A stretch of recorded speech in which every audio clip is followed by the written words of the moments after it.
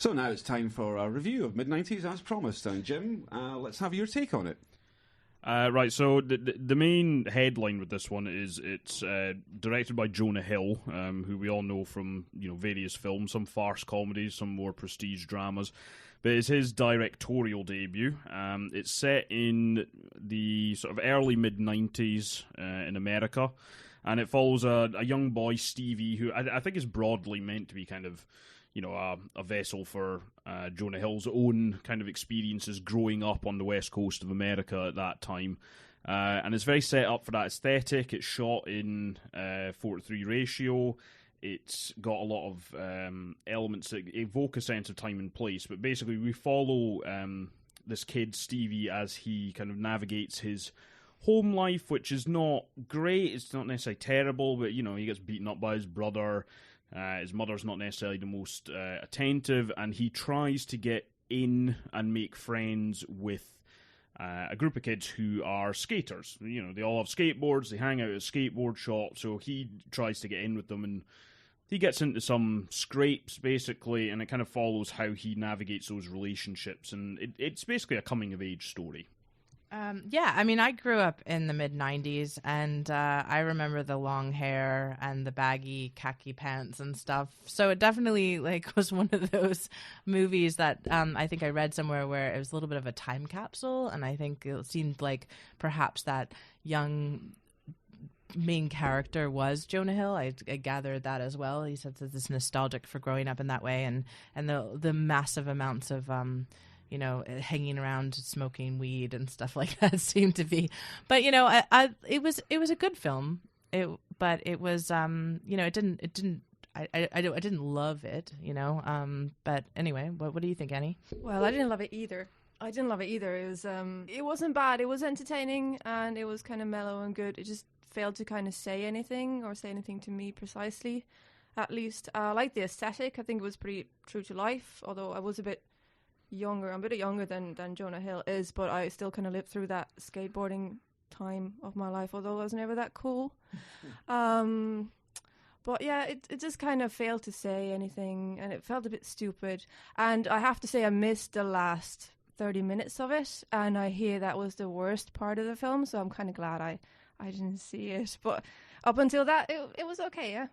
I think it sets out to do what it wants to quite well. One thing I will say is that conveying a sense of time and place can be quite a difficult thing to do. Especially when you're looking at it from a contemporary vantage point. And there's an attention to detail in the film which I think does it very well. The characters are wearing Street Fighter 2 t-shirts, and then there's a lot of 90s hip hop on the soundtrack, right? Because that's what the kids in the film listen to, and all the rest of it. And I'll talk more about the soundtrack in a minute, but there's that. But even just within the scene itself, there's a restaurant scene where they're playing Kiss from a Rose on the restaurant radio and things like that. So it conveys a sense of time and place very well. There are some issues with it. Broadly it is very well done, but I'm going to actually take up the baton from Annie on it was a bit stupid point, right? Because there were points where I don't think I agree on the film as a whole, but there were points where it's just a little bit too self-indulgent, right? So you get quite a lot of scenes of the kids talking amongst themselves, and it's good. It gives it a real kind of honesty and an authenticity, but it just goes on that little bit too long, right? I don't know about any of you, but I remember some of the conversations I had with people when I was a teenager, right? And I said some dumbass nonsense, right? And I wouldn't want to listen back to myself saying it now.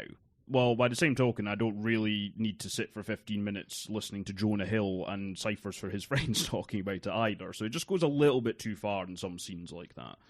Right, and that's maybe why when I fully expected to not like the film, I thought, well, if this is a story about Jonah Hill growing up, I don't really like Jonah Hill as a character. I've seen him on interviews and stuff like that. Apart from maybe his roles in Moneyball and Wolf of Wall Street, which I think, I just thought, well, that doesn't seem too interesting. But I also think, interestingly enough, it is a hangout movie, and that's kind of a 90s sort of phenomenon. If you think of the films like Dazed and Confused that came out, and the Whit Stillman films, there was a lot about just sitting around with your friends, having a conversation, and so in ways that the film genre itself is harkening back to that time, I think, a little bit. Yeah, I mean, it all adds up, and I think that's probably the film's biggest strength in that regard. What I will say is the kid who plays Stevie, the main character of the film, Sonny Suljic, he's really good. I think because the film kind of depends on him, really, but you need to retain that kind of empathy with him and understand what he's trying to do. And I think the script and the acting work together quite well to do that. So whilst it never really feels... Basically, what it comes down to is it's painting a very specific portrait, right? And I'm not going to sit here, I grew up on the east coast of Scotland. It's not one that I can very easily relate to, right? But I think in terms of presenting what it wants to, it's very specific, but it is very well done for what it wants to do, largely, I would say. Yeah, that's true. What do you think about the soundtrack? The soundtrack, I think, is a key bit of it, and actually more because it's very easy to talk about the actual 90s music in it, so there's a lot of things like, the Wu-Tang Clan's on there.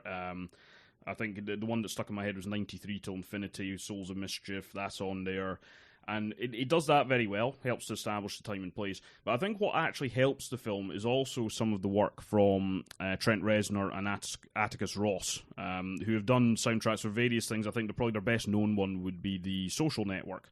They did the score for that, and it's got this really kind of like deep, kind of foreboding quality to it, and you'd think it would sound a little bit out of place, but it actually helps to add a little bit more gravitas to it. So it's not just a silly kind of like kid grown up skatey movie. It does actually give it a little bit of a sense of grandeur, not an undue one, I think, but it does help to just imbue it with a little bit more drama than I think it otherwise would. So the soundtrack on both sides, both the music that they've licensed and also the stuff that they've scored, it works really well, and I think it does elevate the film quite a bit.